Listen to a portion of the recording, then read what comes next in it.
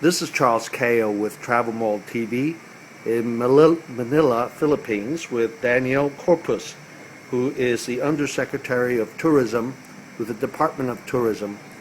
Good morning, sir. Good morning, Charles. I wanted to capture what you were explaining to me, the new developments in tourism, and make sure our TravelMole subscribers also hear about it. You have gaming, you have coming into town, and lots of new hotels. If you could start from the beginning again. Yes. As I was telling you earlier, we're pretty much excited with respect to the development of our industry here. Arrivals grew up to 3.5 million in 2010, and it's holding up for 2011 with a 12% increase expected throughout our markets. In terms of our infrastructure, again, as what we have mentioned, quite a number of interest from our both local and foreign investors have been shown this past months. Some 2,500 additional rooms should be in place by early next year, as well as reaching some 10,000 within a 5-year span. We've also mentioned the fact that an entertainment city is being spearheaded by our gaming companies here in Metro Manila, which will essentially expand our tourist openings to our tourism markets. So we'll have mini sands casinos like yes, Singapore. That would be some kind of a mini Las Vegas, focusing obviously on family entertainment and gaming as well. In terms of our convention and exhibitions industry, a new 15,000 seater multi-purpose center is also being built within the reclaimed area of Manila Bay and should be operational by mid next year. Again, that will expand our facilities in terms of attracting both conferences and international exhibitions here in our country. In terms of air access, now, as I indicated, Cebu Pacific, that's how I flew here, is quite a phenomenal success. Yeah. Well, since our main markets are primarily coming from Korea, Japan, and China, we've had some success in offering and introducing new services. Additional seats have been applied for and granted by our local Civil Aeronautics Board to carriers flying from Beijing, Shanghai, and southern China to Manila and our capital city in Cebu. And I don't know if you've heard of it, Charles, but our carrier, Philippine Airlines, recently introduced 5 times weekly service direct from New Delhi to Manila. So that opens up the huge Indian market to us. Any chance, any talk about U.S. nonstop service starting again? Well, we're still holding on to the vast international trans-Pacific network being introduced by Philippine Airlines. We're trying to resolve the issue of our airport being downgraded to Category 2 within the first months of next year. And once that has been resolved, our national carrier, Philippine Airlines, I think tends to apply for additional routes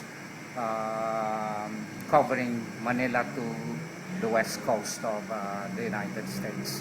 I should mention you have very surprised, pleasantly so, at looking at the new terminals you have in Manila.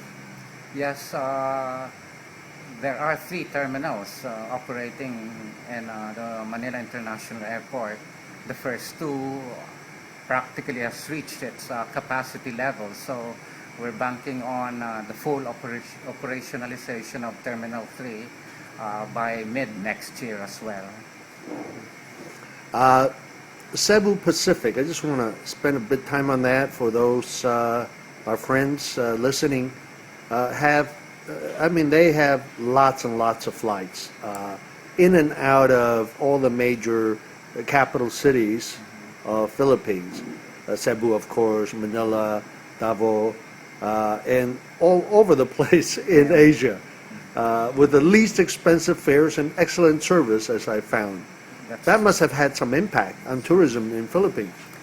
Well, the rapid expansion of Cebu Pacific really enabled both our domestic and our international travel industry to grow exponentially during these past years.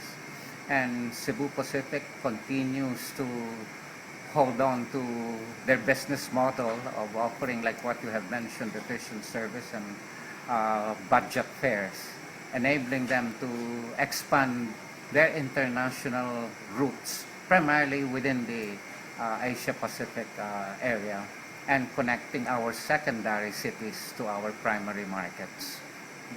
Yeah, yeah. I mean, it was not a bad deal to get an inexpensive ticket, let's say for Europe, nonstop to, whether it be Bangkok or Singapore. You can get one for 500-600 euro. Yeah. And then a ticket from there on Cebu Pacific is, I've seen it like $50 one way.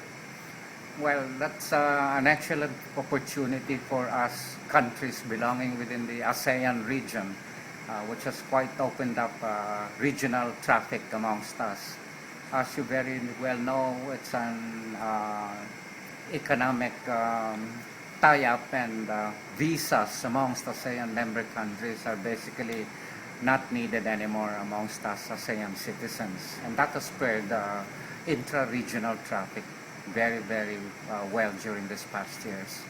In terms of product type, Philippines has so many islands, has so much natural, cultural heritage assets, and of course that's what many of the people, visitors, come here for.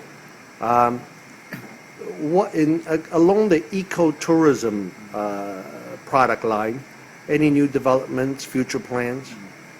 Well, that's true, Charles. 75% of our leisure market basically enjoys the sea and sun beach holiday type.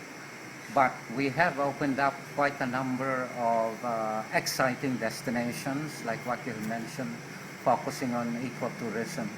Quite recently, bird watching has been introduced as an example of an activity that basically is sustainable primarily amongst our provincial communities. Diving also has been quite a movement here in our country, with a dozen new dive sites being introduced. We are now in the process of essentially improving road connections amongst our urban capitals to these ecotourism sites, primarily in the central part of the Philippines as well in the southern part in Mindanao. Well, Undersecretary Daniel Corpuz with the Department of Tourism, thank you very much. Thank you, Charles.